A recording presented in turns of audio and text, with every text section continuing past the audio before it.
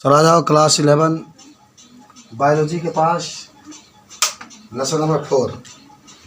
ठीक है, बायोलॉजी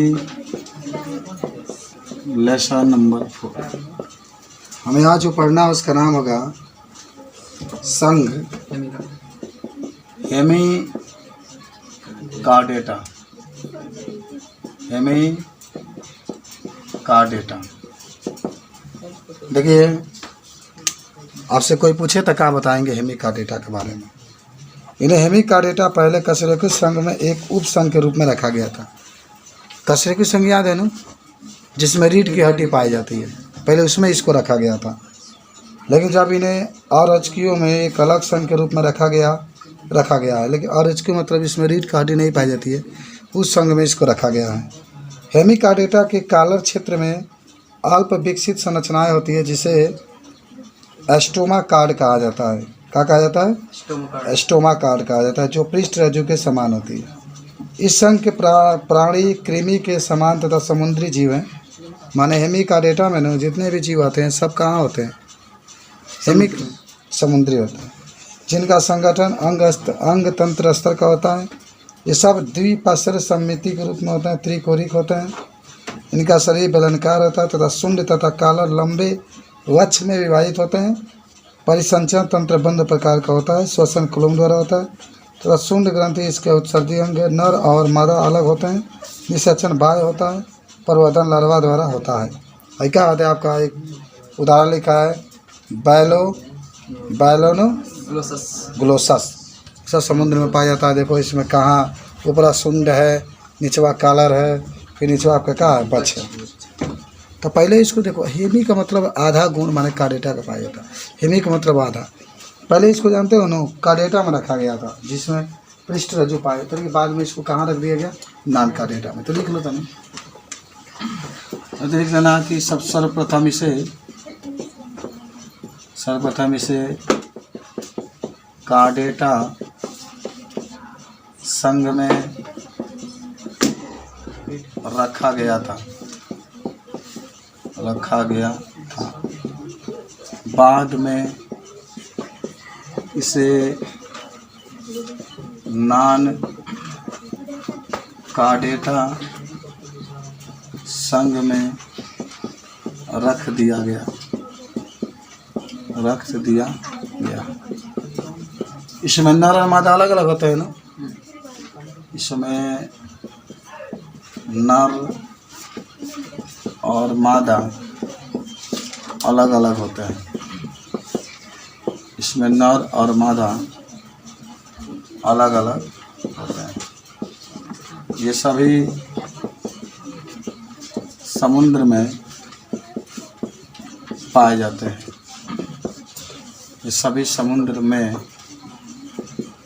पाए जाते हैं।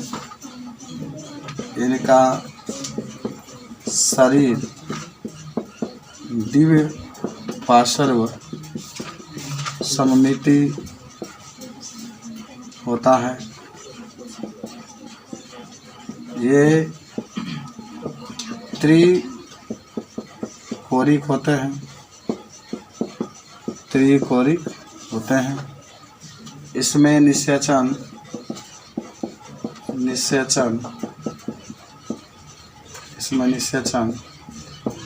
बाह्य होता है।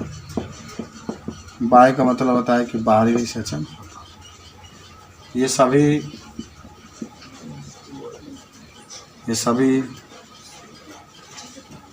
सदस्यों में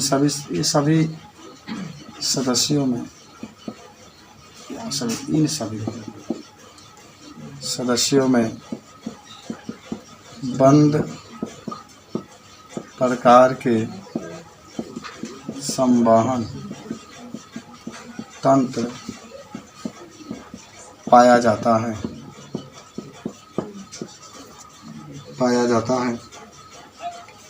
ठीक है, उदाहरण में लिख लेना।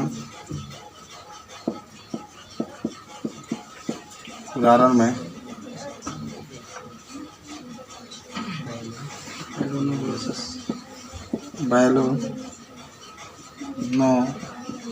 बैलोनोग्लोसस तथा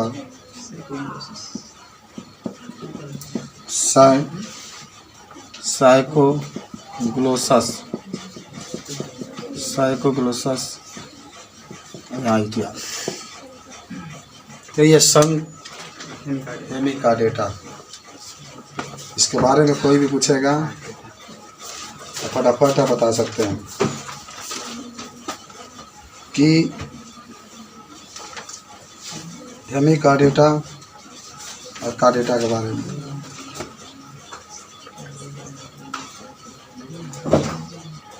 हो गया याद? अब लिख लो आज का लास्ट हेडिंग। संकार्डेटा के पहले भी लिख लो अरजकू, रजकू और अरजकू में अंतर। ये रजकू के कार्डेटा कहा जाता है और रजकू का कहा जाता है नॉन कार्डेटा। बता दे इसको, रजकू और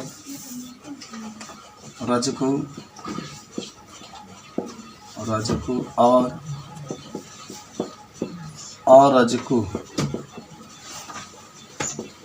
और रजकू में अंतर। से खाना बना लो, एक तरफ लिख लो रजकू, रजकी लिख लो, दूसरी तरफ लिखना और रजकी और रजकी, एक यहाँ पर। तो सुनिए, इसमें रजकू में पढ़ोगे इसमें पृष्ठ रज्जु पाया जाता है, माने रीढ़ की हड्डी पाई जाती है। इसमें पृष्ठ रज्जु का होता है, नहीं पाया जाता है। और दूसरा कह सकते हैं कि इसमें केंद्रीय तंत्रिका तंत्र पाया जाता है। आयविक केंद्रीय तंत्रिका तंत्र पृष्ठ पर पाया जाता है। इसमें जो होता है केंद्रीय तंत्रिका अधर तल पर पाया जाता है। दर्शनी में क्लोम छिद्र पाए जाते हैं, इसमें क्लोम छिद्र नहीं पाए जाते हैं। हृदय अधर भाग में होता है। रजकू में लिखते चलो था ना, लिख लो। इसमें पृष्ठ रज्जु उपस्थित होता है। रजकू का मतलब ये होता है कि इसमें पृष्ठ रज्जु उपस्थित होता है,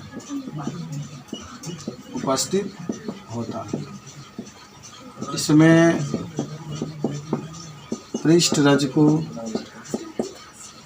उपस्थित नहीं होता है, दूसरा इसमें तंत्रिका तंत्र, केंद्रीय तंत्रिका तंत्र, केंद्रीय तंत्रिका तंत्र पृष्ठ और खोखला होता है। पृष्ठ और अब यहाँ पर मिला लाभ, पृष्ठ और खोखला होता है। नमस्कार,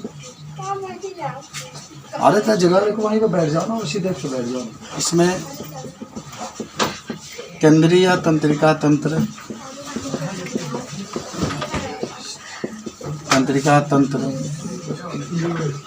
अधर तल पर पाया जाता है। तीसरा नंबर लिख सकते हो, हृदय अधर भाग में होता है। हृदय अधर भाग में होता है। इसमें हृदय पृष्ठ भाग में होता है, पृष्ठ भाग में होता है। 4 नंबर, एक गुद्दा पश्च मुख पुच्छ उपस्थित होता है। एक गुद्दा पश्च पुच्छ उपस्थित होता है। 4 नंबर, इसमें गुद्दा पश्च अनुपस्थित होता है।